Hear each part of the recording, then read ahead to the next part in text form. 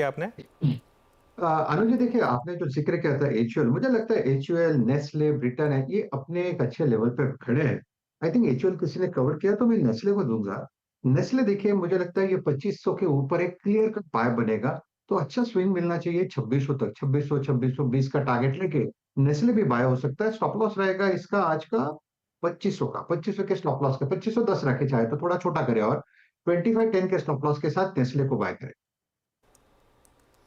Okay, तो Nestle में एक अपॉर्चुनिटी आपको इस समय दिखाई दे रही है।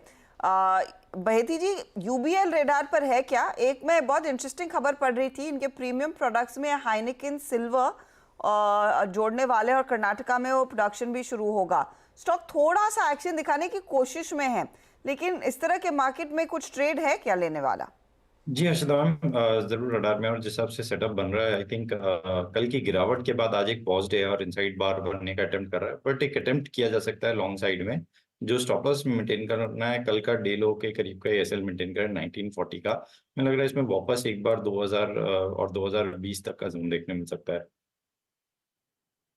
अच्छा, मीनवाइल एक दो स्टॉक्स और डिस्कस करते हैं, उसके बाद चार का चौका की शुरुआत करेंगे। डिवीज लैब्स क्लियरली अब एफएनओ का टॉप गेनर, करीब करीब 3% ऊपर। आई थिंक चंबल भी बैन से बाहर आया था शायद। चंबल बैन से बाहर आया था। एक बार चंबल पर टेक ले लेते हैं, उसके बाद चार का चौका की शुरुआत करेंगे। गाबा सर, चंबल पर कोई व्यू बनेगा क्या? चंबल फर्टिलाइजर्स पर मैं चेक कर लेता हूँ। Chambal fertiliser, yes, Chambal fertiliser एक बाई मोड पर तो है, थोड़ा बढ़ गया है आज 2.5% ऑलरेडी। 520 के आसपास ट्रेड कर रहा है, 532 पॉसिबल है। स्टॉप थोड़ा डीप है तो रिस्क रिवॉर्ड फेवर में नहीं, लेकिन चंबल बाई मोड पर है। थोड़ा रेसिस्टेंस है अराउंड 532 534 जोन पर। थोड़ा सा रेजिस्टेंस 532 पर दिख सकता है, लेकिन हाँ, तेजी आ गई बैंक के से निकलने के बाद से ही 2% के गेंस। हम वो फार्मा कंपनियां मेंशन कर रहे थे, doctor Reddy's, Glenmark, Divi's lab, Ipca labs आपकी स्क्रीन पर लेकर आएंगे, क्योंकि इप्का लैब्स में बड़े दिनों बाद इस तरह का मूव देखने को मिला है। इनफैक्ट मानस, ये आप ट्रैक कर रहे हैं, अब 1405 पर पहुंच रहा है। 1425 अचीवेबल लग रहा है? तो देखिए, मॉर्निंग में यहाँ पर एक रिकमेंडेशन दिया था जिसमें 1425 के टारगेट मेंशन किए थे। तो वो टारगेट बिल्कुल अचीव हो सकते हैं, लेकिन उसके साथ ये भी मेंशन करेंगे कि अगर किसी ने पोजीशन बना के रखी है आने वाले 6 से 8 महीने के लिए, तो आई थिंक इप्का लैब में करीब करीब 60, 50, 1700 के लेवल्स को टेस्ट करने का भी पोटेंशियल है। तो वहां पर अगर आप लॉन्ग टर्म के हिसाब से बने हैं तो वहां पर भी आप पोजीशन बना के चल सकते हैं। 1300 रुपए का स्टॉप लॉस लगा के रखिए। ट्रेडिंग के तौर पे आप केवल स्टॉप लॉस को ऊपर रिवाइज कर लेना है। 1399 पे स्टॉप लॉस रिवाइज करके रखिए। 1425 के टारगेट अभी भी इंटैक्ट है। ओके, चलिए आप चार का चौका की शुरुआत करते हैं। फिर सबसे पहले प्रशांत जी, आपके पास आ रहे हैं सस्ता ऑप्शन ट्रेड के लिए, बताइए क्या पिक किया? तो अनुज जी, इस बार मैं थोड़ा स्ट्रैटेजी चेंज कर रहा हूँ। Instead of going broader, I would like to go deeper. Same stock जो मैंने क्विक सिंगल में रेकमेंड किया, जुबिलेंट फूड्स, यहाँ पे मुझे लग रहा है मोमेंटम पिकअप हो रहा है। राइट लेवल पे हमने कैश या फ्यूचर्स में एंट्री की, इसको ऑप्शंस के जरिए ट्रेड कर सकते हैं। 635 635 स्ट्राइक प्राइस की कॉल ऑप्शन करीबन 10 साढ़े 10 के आसपास चल रही है। स्टॉप लॉस 6 के नीचे 5.8 5.5 रख के लॉन्ग जाना चाहिए। यहाँ से टारगेट 1 होगा 18 18 और टारगेट 2 होगा 24 24 का।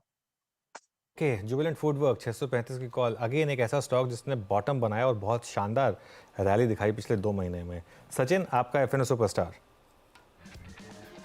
अनुज जी, यहाँ पर एक काफी रेयर ऑब्जर्वेशन है जेएसडब्ल्यू स्टील के स्ट्रक्चर पे। मुझे लग रहा है काफी रेयर डायमंड फॉर्मेशन का ब्रेकआउट यहाँ पर एग्जिबिट होना चाहिए। ब्रेकआउट लेवल लगभग अराउंड 935 के आसपास प्लेस्ड है, बट जिस तरीके से इसका डेटा अभी शेपअप हुआ है, प्लस आरएसआई कॉन्फिडेंटली 50 के ऊपर ट्रेंड हो रहा है, तो मुझे लग रहा है प्राइस एक्शन में भी एक अच्छा एक्सपेंशन होना चाहिए।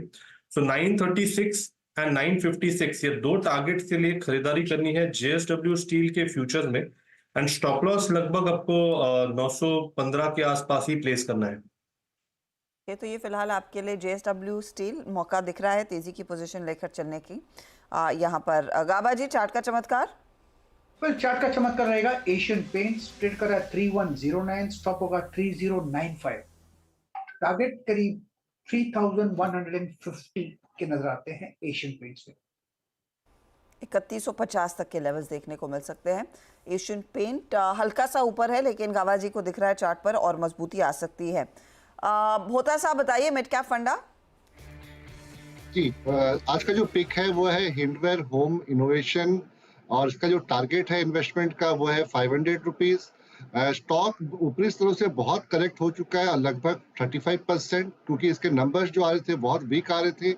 ये क्वार्टर के नंबर भी वीक थे, लेकिन मुझे लग रहा है कि इसके जो परफॉर्मेंस है वो बॉटम आउट हो चुके हैं।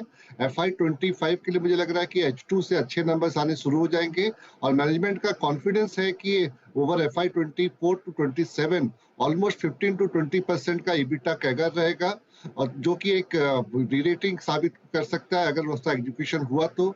और कंपनी का जो राइट इशू आने वाला है उसकी वजह से इसका जो डेट है सिग्निफिकेंटली रिड्यूस हो जाएगा।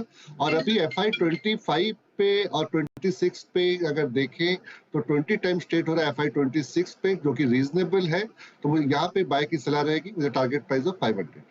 ओके, तो हिंदवेयर होम में एक मौका 500 की तरफ जा सकता है, थोड़ा सा समय देना होगा इस ट्रेड को, लेकिन तेजी वाला काउंटर है। चलिए सारे ट्रेड्स मैं आपके लिए फटाफट से रिकैप कर रही हूँ। जुबलेंट फूड वर्क्स, प्रशांत इसी ट्रेड के साथ बने रहेंगे। 635 का यहाँ पर कॉल लेकर चले, जो करीब 11 रुपए पर खरीद रहे हैं हम। 18 और 24 तक के लेवल्स आ सकते हैं, आप लगभग 6 रुपए के आसपास का स्टॉप लॉस लगाइएगा।